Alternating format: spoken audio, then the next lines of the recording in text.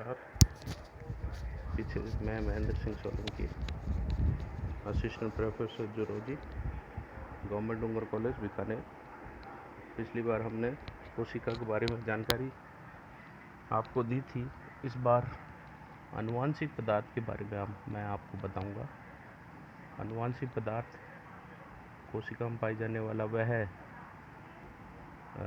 पदार्थ है जो आनुवांशिक सूचनाओं के वाहक का कार्य करता है।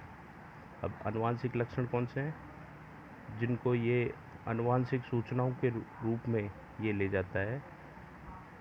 आनुवांशिक लक्षण वो है जो किसी जीव में एक पीढ़ी से दूसरी पीढ़ी में स्थानांतरित होते हैं, और इनको स्थानांतरित करने वाला जो पदार्थ है, जो मटेरियल है, वो कहलाता है आनुवांशिक पदार्थ। और इस पृथ्वी पर सभी जीवों में एक सामान्य आनुवांशिक पदार्थ पाया जाता है जिसे हम डीएनए कहते हैं। इसी प्रकार सभी जीवों के अलावा वायरस में, केवल वायरस में ही डीएनए के अलावा आरएनए आनुवांशिक पदार्थ के रूप में पाया जाता है। अब हम डीएनए की संरचना के बारे में पढ़ेंगे। डीएनए डबल हेलिक्स स्ट्रक्चर होती है जिसमें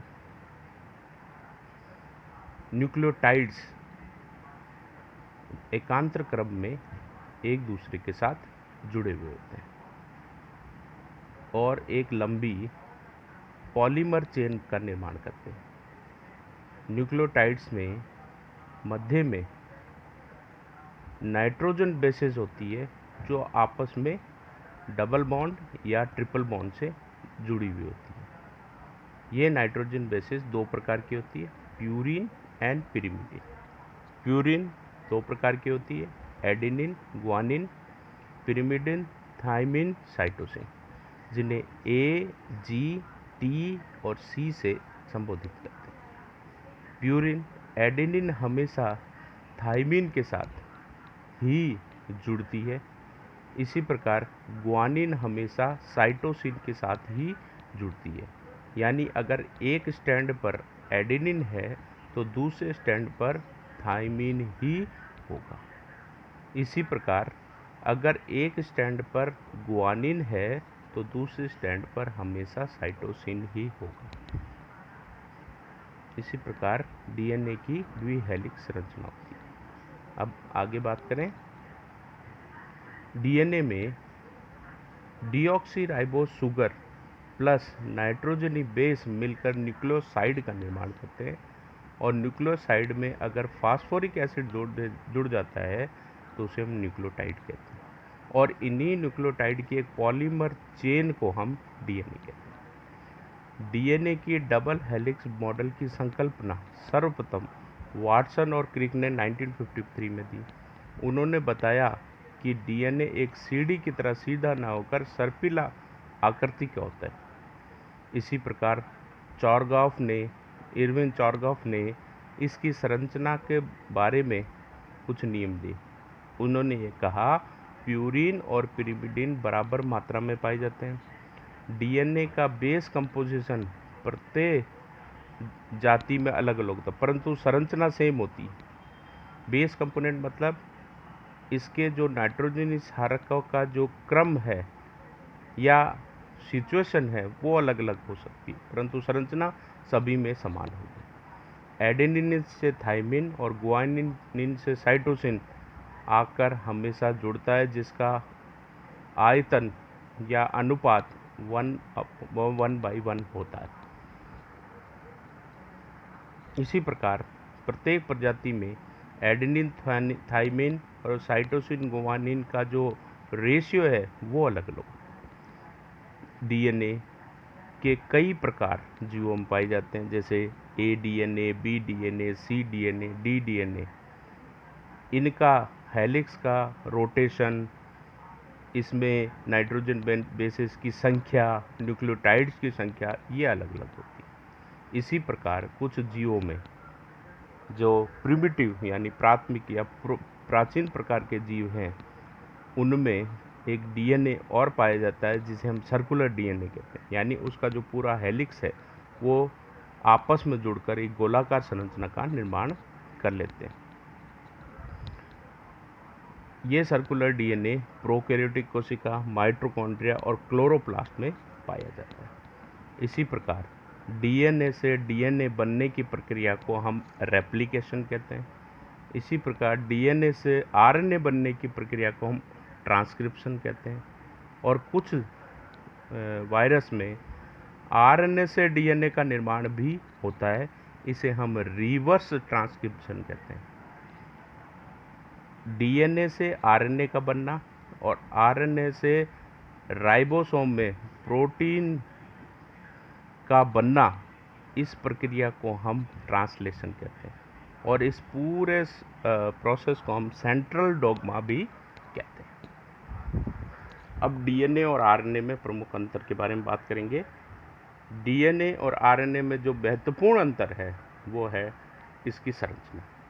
आरएनए हमेशा सिंगल स्टैंडर्ड होगा, जबकि डीएनए डबल स्टैंडर्ड होगा। दूसरा, डीएनए में जैसे डीऑक्सी राइबोज न्यूक्लिक एसिड है, और आरएनए मतलब राइबोज न्यूक्लिक एसिड यानी डीऑक्सी, इसमें डीऑक्सी शुगर उपस्थित होती है, जबकि आरएनए में राइबोज शुगर उपस्थित होती है। इसी प्रकार डीएनए में प्यूरिन और पिरिमिडिन, यानी प्यूरिन में एडेनिन गुआनिन, पिरिमिडिन में थाइमिन साइटोसिन आपस में जुड़ते हैं। उसी प्रकार आरएनए में थाइमिन के स्थान पर यूरेसिल होगा।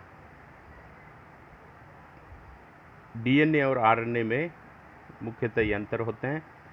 इसी प्रकार आरएनए का अगर प्रकार देखें या आरएनए को संरचना को देखें तो आरएनए मुख्यतः 3 प्रकार का पाया जाता है।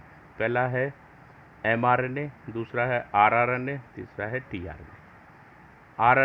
एमआरएनए जिसे हम मैसेंजर आरएनए भी कहते हैं, ये वो आरएनए है जो केंद्रक के बाहर निकलकर राइबोसोम तक सूचनाओं को ले जाता है ताकि ट्रांसलेशन किया जा सके।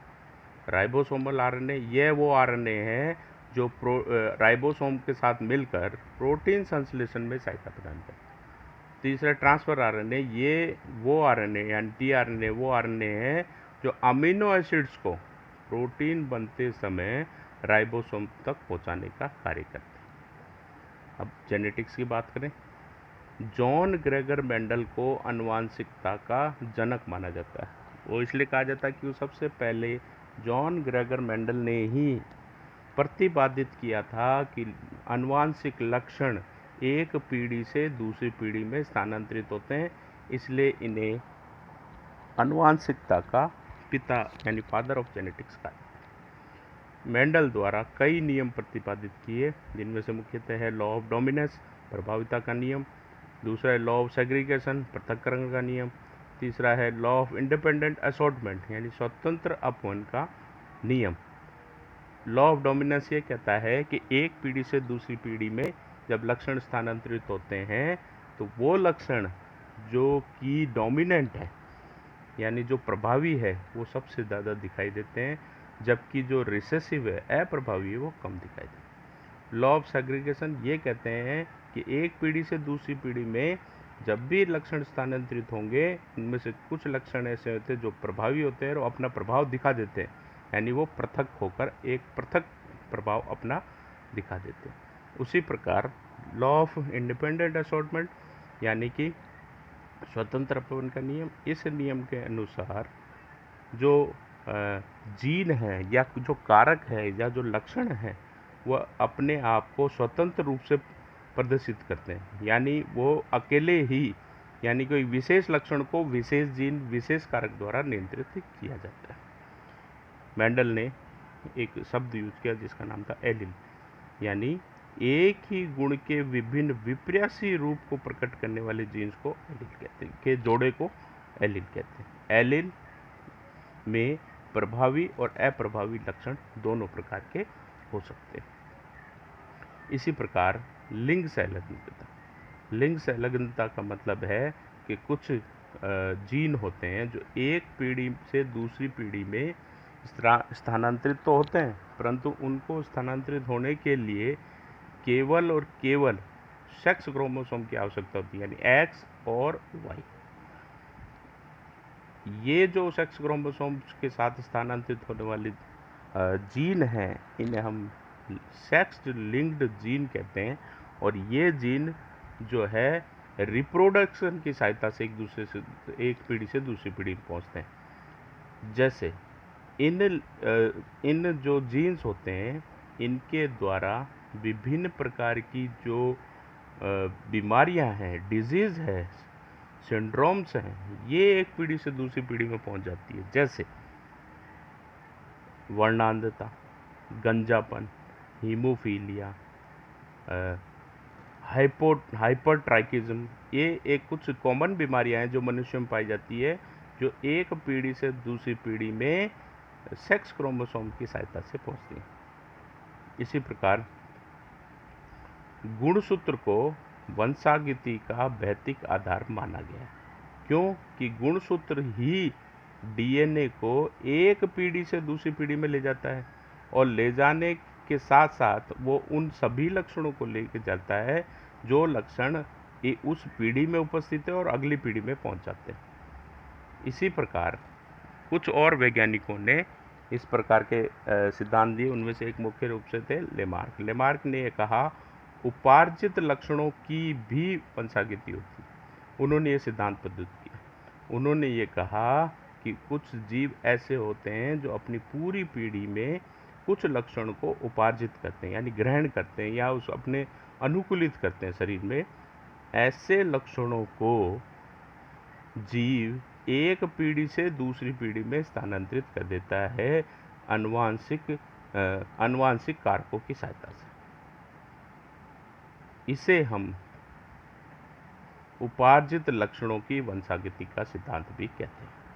इसी प्रकार कुछ वैज्ञानिकों ने, जैसे जीन शब्द का सर्वप्रथम जॉनसन ने किया, जेनेटिक खोज की, कोरेनबर्ग और अन्य साथियों ने किया जेनेटिक कोड की खोज, जीन क्रिया करके जीन रेगुलेशन की खोज ऑपरेशन सिद्धांत द्वारा दिया, जिसे जैकबा मोनो ने प्रतिपादित किया।